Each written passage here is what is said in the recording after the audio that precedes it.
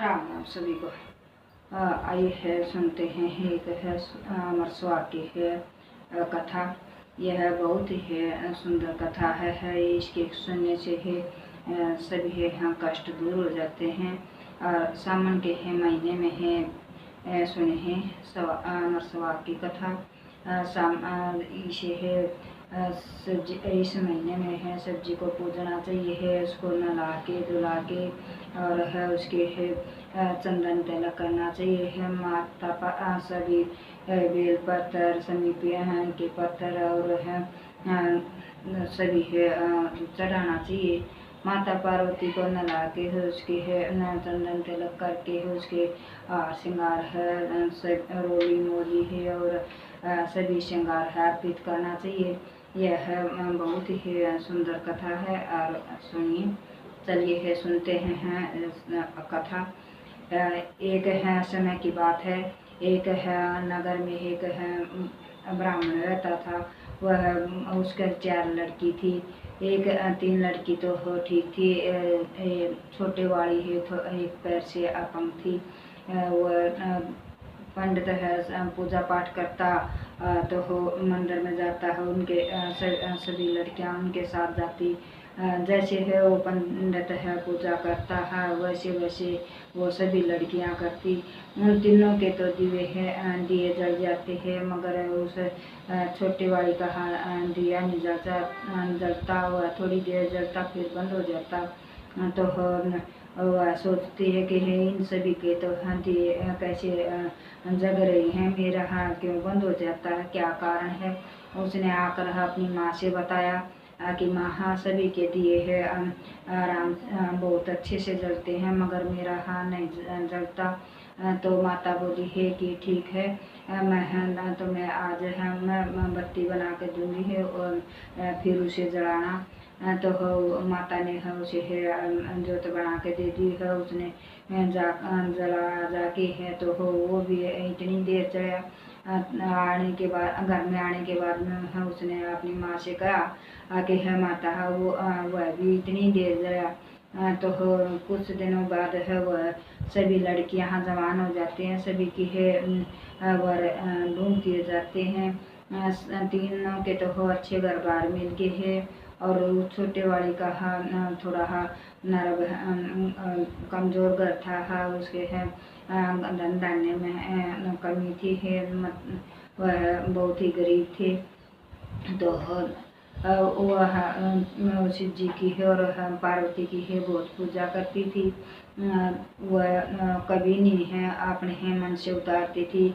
हमेशा शिव जी है पार्वती की है को ध्यान में रखती थी। तो उसको वो बहुत गरीब था। एक दिन बोला कि अभी है क्या करें, अब अपने हैं खाने के लिए तो कुछ भी नहीं। तो मेरे तो तबीयत भी खराब है, मैं क्या करूं, काम तो करना पड़ेगा। वो बोली है कि कोई बात नहीं, आज के लिए तो है, कल का कल देखेंगे, आप आराम कर लो। वो है जंगल में लकड़ियां काटने के लिए नहीं गया, वो आराम करने लगा। तो अगले दिन उनके पास खाने के लिए कुछ नहीं बचा। तो अगले दिन बोला है कि आज तो जाना पड़ेगा, आज कैसे क्या करूं, आज तो काम करने पड़ेगा तभी तो खाने के लिए आएगा। तो वो चला गया। बोले कि है ठीक है अगर आप जाते हो तो मैं भी साथ में चलूँगी। बोले कि तुम क्या करोगी है, नहीं बोला आपको चक्कर वगैरह आ जाएंगे तो गिर गए तो फिर क्या कौन संभालेगा, हाँ मैं भी आपके साथ में चलती हूँ। तो लड़का बोला ठीक है चलो। वो उसके साथ चली गई। उसने है कुछ पेड़ पर चढ़ के है कुछ लकड़ियाँ काटी है। तो उसे वह बोले कि है मेरे तो तबीयत ज़्यादा खराब होती जा रही है, अब मैं क्या करूँ। तो लड़की बोली कि कोई बात नहीं, आप नीचे आ जाओ आराम कर लो। तो वह लड़की बैठ गई है और बोला कि मुझे तो नींद सी आ रही है। तो वह उसके है गोड्डा उसने कहा चलो ठीक है मेरे है गोड्डा में सरक कर लेट जाओ थोड़ी देर। वह उसके है गोड्डा में सर ले रख के लेट गया। उसके प्राण निकल गए। तो एक बार तो वो खूब रोई और फिर उसने है मतलब ज़्यादा दुख नहीं मानना। और शिव जी और पार्वती को पुकारते रहिए, शिव जी महाराज है मेरे पति को क्या हो गया है, इसे ठीक कीजिए, मैं क्या करूँगी, मुझसे तो ये लेकर घर भी नहीं जाया जाएगा, मेरे से चला नहीं जाता, मैं तो एक पैर से लंगड़ी हूँ। हे माता पार्वती है, आप कुछ करिए, है मुझे सुहाग दीजिए। तो वो ये ऐसे ही पुकार करती रही। कुछ देर बाद है पार्वती बोली शिव जी से है, देखो हो ये कितनी है आपकी है पूजा ध्यान कर रही है और इसका मदद करनी चाहिए। शिव जी बोले है कि है ठीक है।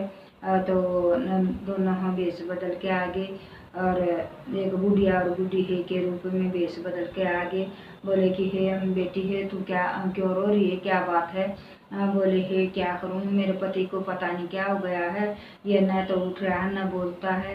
बोले है कि है क्या इसे घर ले जाओ। अगर मैं घर कैसे लेकर जाऊँ, हाँ मेरे से तो चला नहीं जाता, ना ये मेरे से चलेगा क्योंकि मैं एक पैर से अपाहिज हूँ। तो वो बोले कि ठीक है तुम ऊपर है मैं देखती हूँ। तो वो गंगा जल है अपने कमंडल में रखते हैं, उसने गंगा जल है लिया और उसको छींटा लगा दिया। तो वो हर करता हुआ बैठा हो लिया। उसने वह बोली है, वो बोला है कि मुझे तो गहरी नींद आ गई थी, मुझे तो पता ही नहीं कैसे कब क्या हुआ। तो बोले है कि ऐसी नींद तो दुश्मन को भी ना आए, कोई आप तो हो के तो प्राण निकल गए थे। तो ये तो हो इन्होंने गंगा जल का छींटा लगा है तो हम उठे हो आप। तो वो घर चले गए। घर जाने के बाद में है उसकी है सास से बोली कि आज तो इनके प्राण निकल गए थे, हैं पता नहीं है दो मैं तो शिव जी पार्वती को ध्यान में है उन्हीं को रखती रही, उन्हीं को ध्यान में है रख रही थी और उन्हीं से प्रार्थना कर रही थी। तो बोली है फिर क्या हुआ। बोले कि एक है बूढ़ा और एक है बुढ़िया आए और उन्होंने गंगा जल का छींटा दिया, हाँ तब ये उठे। तो वो बोली है कि है ये तो हो भोला पार्वती थे, उन्हीं ने ही इसके प्राण बचाए हैं। फिर है कुछ दिन बाद है फिर वो शिव जी महाराज बोले है कि ठीक है बेटी, मैंने आपको अमर सुहाग दे दिया। आप हम वो बूढ़ा और बुढ़िया बोले कि बेटी है मैंने है इसको लंबी उम्र दे दी है, आप है शिव जी पार्वती की है को कभी मत भूलना, उनकी पूजा करते रहना। और है उन्हें वह लड़की बोली ठीक है महाराज है मैं शिव जी पार्वती को नहीं भूलूंगी, हम दोनों मिलकर ही इनकी पूजा करेंगे। तो वो फिर दोनों हम मिलकर शिव जी पार्वती की है पूजा करने लगे। और शिव जी है महाराज ने है उसे अमर सुहाग दे दिया। ये अमर सुहाग की कथा है। कहने वाले ने सुनाने वाले शिव जी महाराज धन धान्य से भरपूर करे, अमर सुहाग दे। जय हो शिव जी महाराज की है, जय हो सच्चे दरबार की। कहानी अच्छी लगी हो तो सब्सक्राइब करिए हो, कमेंट करके है जरूर बताना है कि कैसी लगी। जय हो सच्चे दरबार।